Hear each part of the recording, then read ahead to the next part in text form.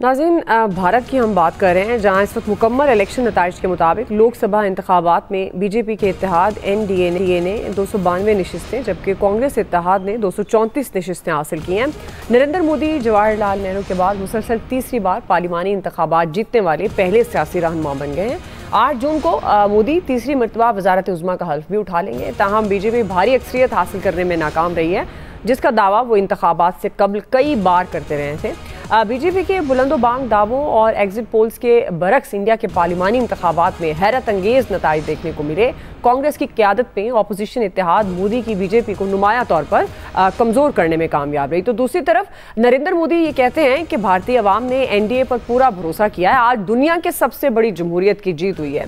हमने दुनिया को जमहूरियत की ताकत दिखाई। 1962 के बाद पहली बार कोई हुकूमत 2 मुद्दतें पूरी करके तीसरी बार इक़्तिदार में आ रही है। इत्तेहादियों के रहमो करम पर नई मोदी सरकार, तगड़ी ऑपोजिशन भी सर पर, इस तमाम सिचुएशन में कितनी ताकतवर होगी मोदी की हुकूमत, इस पर हम बात करेंगे। क्या मोदी सरकार अपनी रविश भी बदलेगी, जो एक बयानिया एंटी मुस्लिम वो लेकर आगे चल रहा है उसको भी तब्दील करेगी? क्या पोजीशन होगी ओवरऑल सियासत की खित्ते में, इस पर भी हम बात करते हैं। नवीद साहब, आपसे आगाज़ करी हूँ।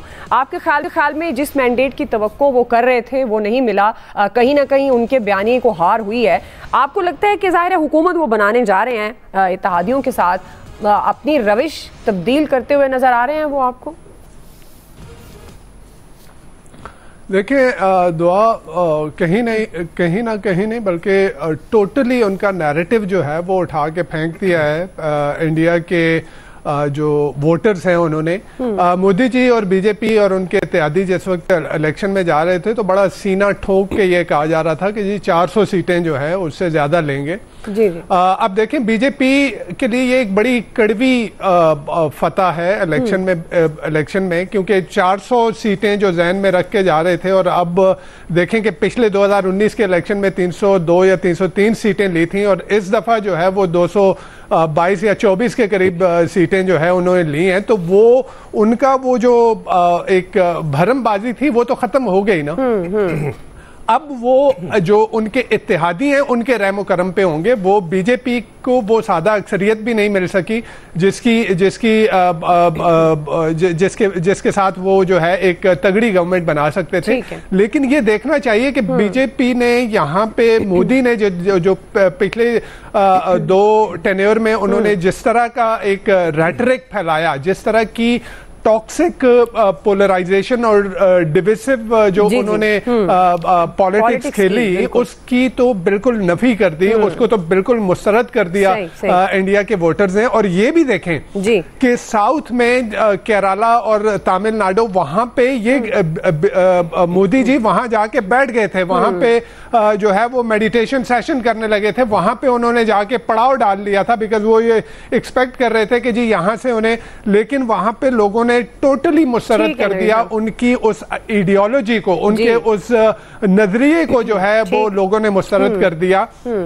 उसके साथ साथ जो एक और इम्पॉर्टेंट चीज ये है कि जो हिंदू हार्टलैंड है आपका, जो आपका उत्तर प्रदेश का ये बेल्ट है, यहाँ पे किस तरह से यानी पिछले 10-15 वर्षों में पहली दफा ये हुआ है कि आप मोदी जी जो कि बनारस से इतनी बड़ी अक्सरियत से जीते थे लास्ट इलेक्शन में, वहां पे उनको कितने वोट मिले। इसी तरह आप अयोध्या में राम टेम्पल इन्होंने एक कितना बड़ा उसका एक पॉलिटिकल ग्रैंड स्टैंडिंग के तौर पे उन्होंने कितना उसको जो है वो मीडिया में उछाला था और जिस तरह से उसको कैश करने की कोशिश की थी, तो उसके ऊपर भी लोगों ने जो है, इसका मतलब है कि इंडिया के वोटर्स को ये उनकी ये तरजीहात ही नहीं थी जो कि मोदी और बीजेपी और उनके एलाइज जो है वो पुश कर रहे थे उनके लिए। ठीक है, इंडिया की इकोनॉमी, वहां पे बेरोजगारी, वहां पे इन्फ्लेशन, ये इम्पोर्टेंट थी। अब ये दूसरी तरफ ये देख रहे हैं कि कांग्रेस जो कि जिसको ऑलमोस्ट राइट ऑफ कर दिया गया था, वो कांग्रेस जो है उसने बड़ा अच्छा परफॉर्म किया इस इलेक्शन में बिकॉज वो चीजें जिनको मोदी और उनके एलाइज जो है जिनको इग्नोर कर रहे थे वो चीजें उन्होंने कैश की, उनको प्रमोट किया और उसकी जो जी आयास साहब मेरी ऑडियो का इशू शायद था, असल में फ्लो में थे नमित साहब, तो बड़ा मुश्किल होता है ना, फ्लो आपने तोड़ने की बड़ी कोशिश की है उनकी। मोदी साहब जाहिर है, अच्छा वहाँ प्री पोल रिगिंग इंडिया में भी इस दफा हुई, ये पहली दफा हुआ है जिसका राहुल ने कल इजहार भी किया था। कुछ उनके एक्सपर्ट्स इलेक्शन कमीशन को भी जिम्मेदार करार दे रहे हैं, क्योंकि जो आखिरी दिनों में मोदी साहब करते जा रहे थे उसका एक्शन नहीं लिया, नोटिस नहीं लिया इलेक्शन कमीशन ने। लेकिन उसके बाद जो पोलिंग जो गिनती का दिन था, जिस दिन काउंटिंग हुई, उस पे किसी को कोई एतराज नहीं हुआ, बिल्कुल काउंटिंग हो गई और सब कुछ, सब ने रिजल्ट मान लिया कि जी बिल्कुल, मैं हारने वाले ने भी कहा जी मैं हार गया, जीतने वाले ने कहा जी मैं जीत गया। इसलिए ये सबसे इंपॉर्टेंट चीज है उसमें जी। नरेंद्र मोदी साहब का सबसे बड़ा इशू बन गया कि वो और अमित शाह वो पूरा भारत चला रहे थे, वो उनके फिंगर टिप्स पे थी चीजें, वो एक हुक्म किताबें होती थी हर चीज, वो अब खत्म हो गया, वो मैजिक खत्म हो गया। जो मोदी साहब समझना शुरू हो गए थे ना कि मैं तो अवतार हूं, मैं तो पैदा ही नहीं हुआ, मुझे तो उतारा गया और किसी खास मकसद के लिए उतारा गया। अब नीतीश वो जो है यादव, वो जो अल्लाह के फजल से वो उनको वो पलटू राम कहा जाता है, वो अब जब नचाना शुरू करेंगे ना मोदी साहब को, तो यकीनन मेरा ख्याल है वहां की अकलियतों को कुछ थोड़ा सा सुख का सांस जरूर आएगा। जी आमिर साहब, बात सिंपल सी है जी कि बिल्कुल दुश्मन की अच्छी बात से सबक सीखना चाहिए कि उन्होंने जो सिस्टम अपना लिया है, क्योंकि वहाँ मार्शल्लाह कभी नहीं आए, वहाँ जैसे भी था सिस्टम चलता रहा और एक अच्छा इलेक्शन कमीशन आ गया। वो मुख्तलिफ स्टेट्स में तरतीबवार इलेक्शन कराते हैं और फिर नताइज इकट्ठे होके बहुत दिनों के बाद आते हैं। यहाँ हमारी तरह नहीं होता कि 1% पे रिजल्ट का फाइनल रिजल्ट दे दिया, मतलब हम भी तो तावले हैं ना हर चीज़ में।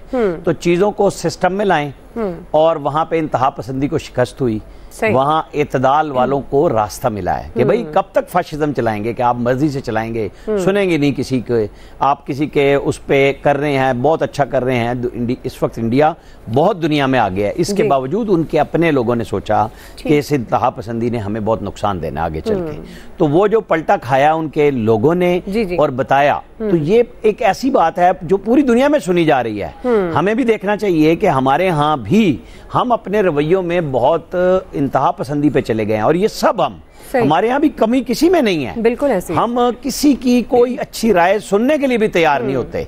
जैसे हम पहले कह रहे थे ना कि आजादी इज़हार राय में हम समझते हैं कि सिर्फ मेरा बोलना हक है, दूसरे की तो ऐसी की तैसी, मतलब ये वो रवैया है जो नहीं होना चाहिए। इसी से सबक सीखना चाहिए, दुश्मन की अच्छी बातों को अपना लें, बुरी बातों से इज्तनाब करें, शायद हम भी कोई रास्ता बना लें। क्विकली नाज़रीन ब्रेक लेते हैं जी, ब्रेक से यही सवाल फैसल साहब इलियास साहब का टेक लेंगे, हमारे साथ रहिए जी। वेलकम बैक नाज़रीन। फैसल साहब, आपके ख्याल में तगड़ी ऑपोजिशन भी है, जाहिर है इत्तेहादियों का प्रेशर भी होगा, नैरेटिव पर हमने कल बात की थी, वो तो लग रहा है शिकस्त हुई है मोदी को बुरी तरह से, तो अब आपको लगता है कि कुछ तबीयत में सुधार भी आएगा उनकी? इस वक्त इशू ये है कि उनकी अपोजिशन तगड़ी है, उनके इलेक्शन कैसे हुए, वो जो जीता उनका माजी कैसा था। हमें तो ये गौर करना है कि इंडिया के इन हालात में हमने अपने लिए बेहतरी का सामान कैसे पैदा करना है। हमारे लिए ये टॉपिक जो है वो ज़्यादा इम्पोर्टेंट होना चाहिए कि इस हालात को हमने अपने लिए जो है वो साजगार जो है वो कैसे बनाना है। हम 72 साल से लड़ रहे हैं, तो क्या आगे भी हमने मजीद जो इस हुकूमत के यानी कि जो मोदी साहब की आ रही है 5 साल फिर अपने आप को जो है वो हालत जंग में रखना है? क्या हम जो है वो दोस्ती का हाथ खुद से जो है वो नहीं बढ़ा सकते?